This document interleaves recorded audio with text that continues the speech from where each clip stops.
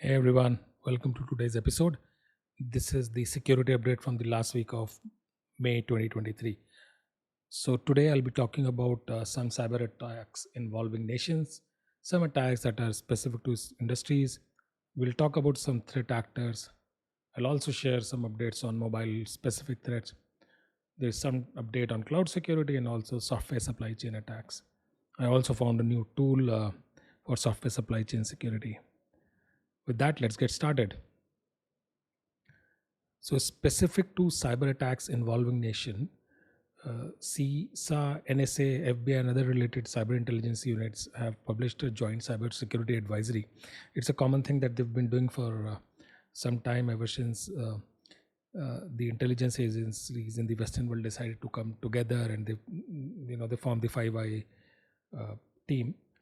So they highlighted an activity that is done by People's Republic of China (PRC), and it involves a state-sponsored threat actor called Volt Typhoon. Now, what this threat actor is doing is they are once they are able to breach, they start using built-in tools in the system which are used for network administration to perform their objectives. So these include tools like WMIC, NTDS, Util, NetSH, and PowerShell. There's nothing new there, but what has been happening for the last few years is instead of getting tools from outside or making custom tools, which is also very common depending on the actor, a lot of people use the native tools available in the operating system. And what CISA has done is they have specified the artifacts, which includes IOCs for both network and host related activities, and they've given recommendations, which typically involves threat hunting and blocking some of the or all of the artifacts that are there on their advisory. Also in Ukraine, their CERT has identified a cyber espionage campaign targeting undisclosed government agency in Ukraine. Now, this threat actor has been tracked under the name of UAC 0063, and it's has this threat actor has also shown interest in targeting countries like Mongolia, Kazakhstan, Kyrgyzstan, Israel, and India. Now, in the most recent campaign, what these hackers did is they sent a compromised an email from a compromised account from the embassy of Kazakhstan and Ukraine to send a malicious email to the Ukrainian government agency. This email claimed to be an invitation to a supposed meeting within embassy, but its actual purpose was to infect the recipient with malicious program. Now, once the program gets installed, it has few capabilities like keylogger, which captures every command and activity done in the system. It captures things like passwords, usernames, messages, and other sensitive information that is entered by users. It also has a backdoor that executes some Python code that is received from the management server. It also has a capability to find and exfiltrate files, and this tool uses obfuscation software like PyArmor and Themida. Now, these two are two softwares, or we also call them packers. They protect the softwares from reverse engineering, unauthorized access, and code theft. So initially, these packers started to be used in a legitimate purpose, so that companies cannot reverse the code and perform some intellectual property theft. Eventually, they started getting used by the cyber criminals to protect their malicious programs. Okay. Also, Iranian hackers are targeting Israeli organizations with Moneybird ransomware. Now, they are targeting specifically small and medium-sized businesses, and this threat actor is known as Agrius Group of Iran. Now, this group has a track record of staging destructive data wiping attacks aimed at Israel under the guise of ransomware infection. They are supposedly linked with the Iranian Ministry of Intelligence and Security (MOIS), and this ministry has been previously linked with other threat actors like Muddy Water and Tortoise Shell. Now, you might be wondering why I keep telling these names. It's important for us to understand threat actors, because that's how threat intelligence world works. It helps us associate, it helps us find common patterns, because some threat actors are trained and have skills to go after a particular type of organization, and your organization could be part of that threat actors campaign. Okay. Now going back to the specific ransomware. Now, how this works is the infection begins by exploitation of vulnerabilities within the internet exposed web servers. Then a web shell is deployed, and once the web shell is deployed, they deliver some publicly known tools to perform recon in the victim environment. They move laterally, they harvest credentials, and then they exfiltrate data. And once that is done, they execute the Moneybird ransomware on the compromised system, and they encrypt a particular folder called F drive user shares, and then they drop a ransom note urging the company to contact them within 24 hours or is getting their stolen data leaked. Okay. Lastly, Italy's industry ministry has reported a heavy cyber attack. The details are not out in public yet. They've been targeting ministries, web portals, and applications. The threat actor behind it and the full impact is still under investigation. Okay. Now, with that, I will move on to the second part, which is industry-specific attacks. So, the gaming industry is getting targeted by a new botnet called Dark Frost, and this botnet is conducting a DDoS attack. The group behind this is not known. Although what they have done is they've published live recording of attacks for all to see. Now, who they are targeting is essentially game server hosting providers, online streamers, and some related companies. And this attack is done using botnet, and botnet is essentially a vast network of compromised devices around the world. And for people who are new to this, the world of cybersecurity, how a system gets compromised, and it can be your mobile phone, your desktop, or a laptop, doesn't matter. If you typically if you go to a malicious website or open an email which has a malicious attachment, your system could get compromised, and this system could be called as a bot, and it can become a part of the larger network called botnet.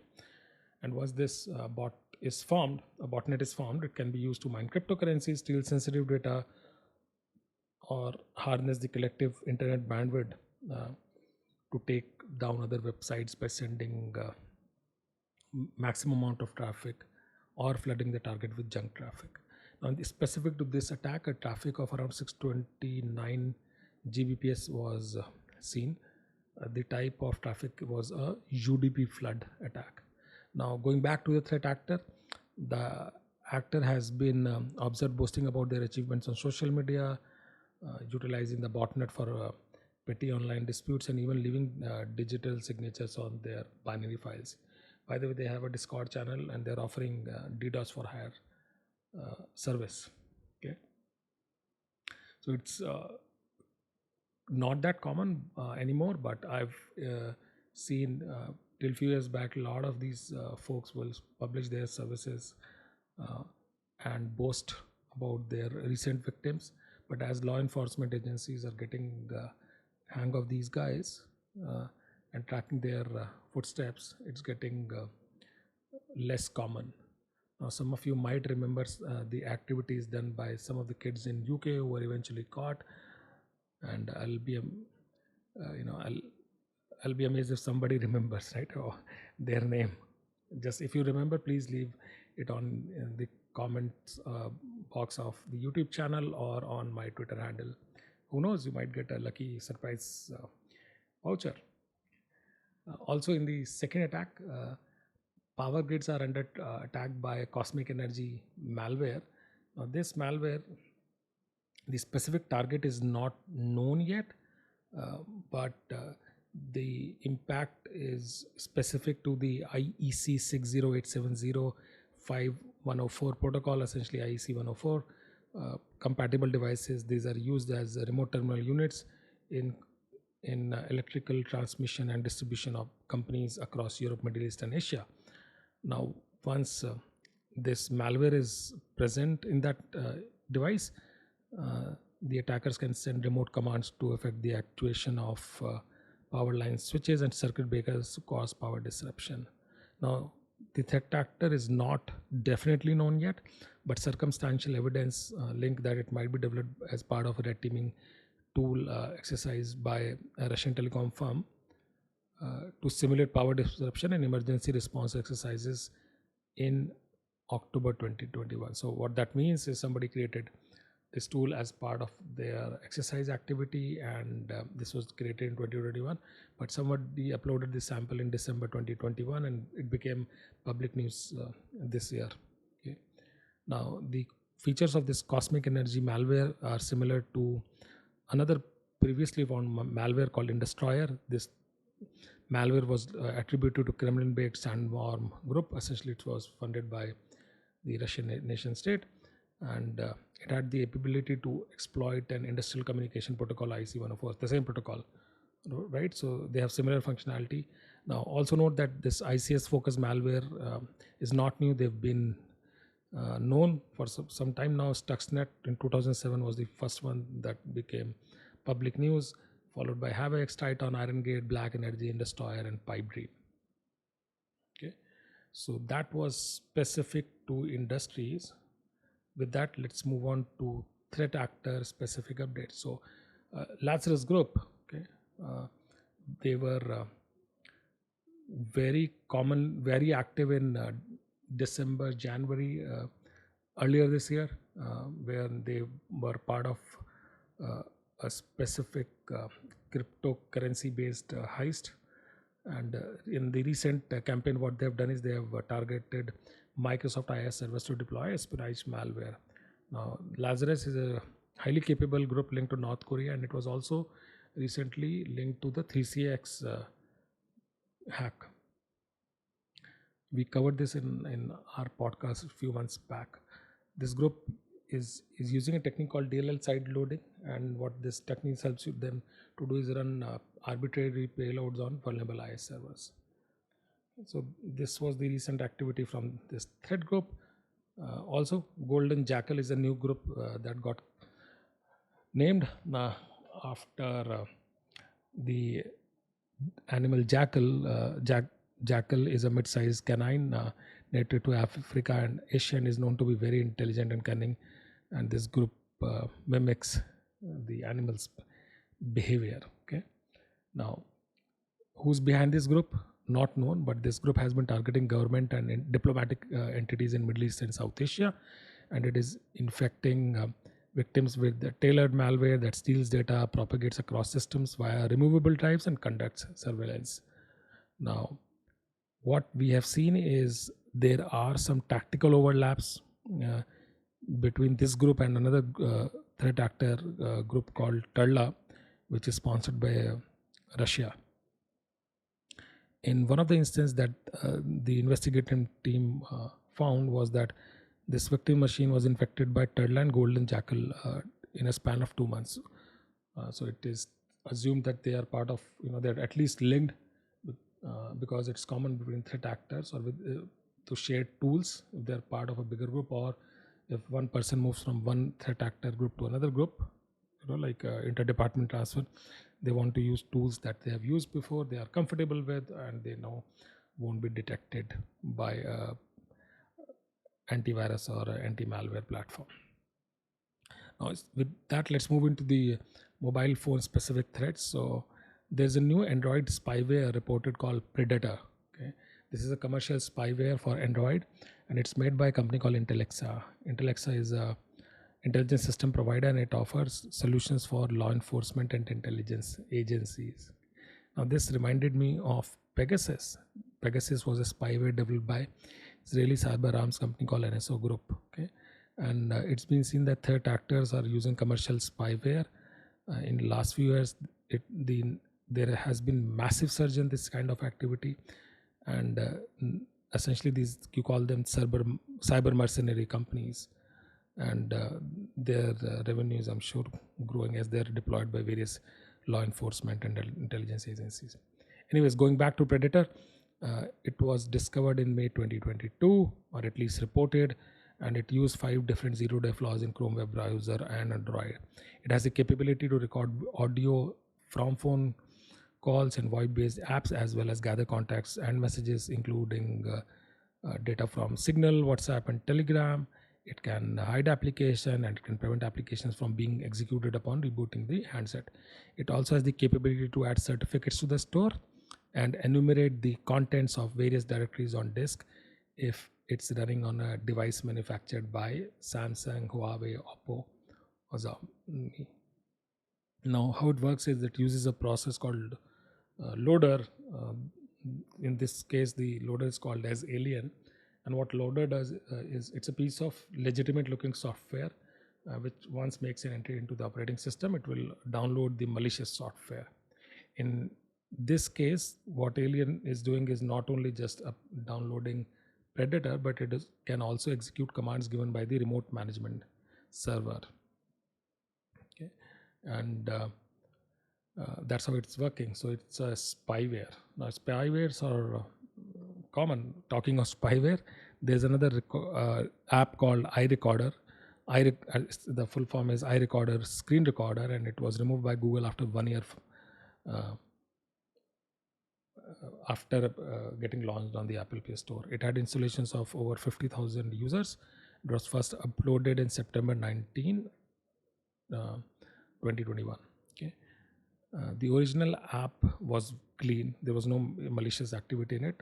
But as a new version was updated in August 2022, version 1.3.8, it had these capabilities of recording screen. Now, this method where the cyber criminals would first publish a genuine code, a clean code, followed by an update which has a malicious code, it's called versioning. Now, this malicious code specific to this app used a open source. It used content from open source rat called Amit, and it's specifically designed for Amit Android rat. Okay. Now, it has the capability to extract microphone recordings and harvesting file with specific extensions.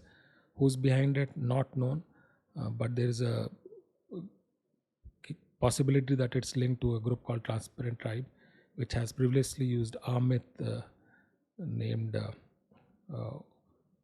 rat, again an open source rat. Okay. Now, this kind of activity is typically taken by anyone who's interested in doing cyber espionage. Okay. So that's another spyware or cyber espionage related activity. Also, Samsung devices are under attack. So any versions of Samsung devices running Android versions 11, 12, and 13, they have a active exploit running, and this allows attackers to upload malicious software on the phone. And CISA recently came up with a warning about this serious flaw. With that, let's move into the cloud security section. So a recent flaw has been reported on Google's or specifically GP's Cloud SQL service. It's a privilege escalation vulnerability. What it allows hackers to do is escalate initial privilege and then add a role to a specific role called DB root role. It's an admin role. Now, once you are there, you can add more changes and further escalate your privilege, giving the user a full sysadmin access of SQL servers. And once you have access to SQL server, you can go into operating system itself and then access files within the operating system. Now, this was found earlier in January. It is already closed, but the report was published recently. So we don't know if there are any active exploits running there or not. Okay. This was essentially reported as part of Google bug bounty program, and that's why I recommend companies, if you are using very popular services, it's recommended to have bug bounty programs.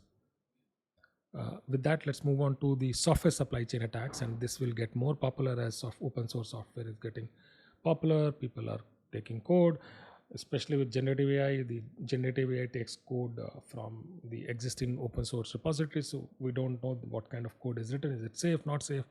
Could be it could be having some poison data. Okay, so I've covered some specific issues related to how generative AI or AI specifically is used in my previous podcast. Please take a look. So going back to this two software supply chain attack, the first one is the PyPy repository. So it's under attack. This is the Python package index, or PyPy as short form. It's a third-party software repository for Python, and it was temporarily disabled. The maintainers of this repository disable the ability for users to sign up and upload new packages. Now, this was later restored, but it was flooded with malicious typo squatting packages. And what that means is packages that have similar names of common packages. So, example, there could be a packet called, let's say, node1.js, one as in numerical one, and somebody would, or all in lowercase, so people would call n0de1.js, and publish that as a malicious package, okay, with containing the malicious code. So that's common. Now, these attacks are not new. PyPy has been an attack for months now because it's very popular. And what you would realize is, as you use a more popular software, more popular operating system, more popular app, these apps are always under attack because attackers are behind the infrastructure or the specific software to extort either money or to create band damage or other reasons, right? As we've been talking about various security incidents.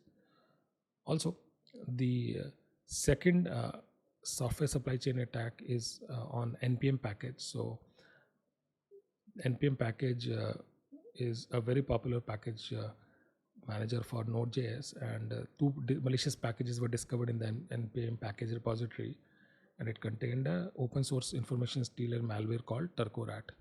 So anybody who installed these packages from their system, Turcorat has a capability to harvest sensitive information such as login credentials, website cookies, and data from cryptocurrency wallets. Why people are targeting NPM? Because NPM is very popular, okay, and open source is also very popular. Now, also note that recently there were reports published by other companies which identified 3 malicious extensions hosted on VS Code extensions marketplace, okay, and eventually they were purged. And so what is happening is, as industry is moving towards shift left, attackers are also moving towards shift left. So they're trying to go anywhere, and as infrastructure is getting more secure, it's easier to attack software compared to attacking the infrastructure, okay. So that's why they are also shifting left. With that, let's go into a tool that I recently discovered from Google. It is called Guac.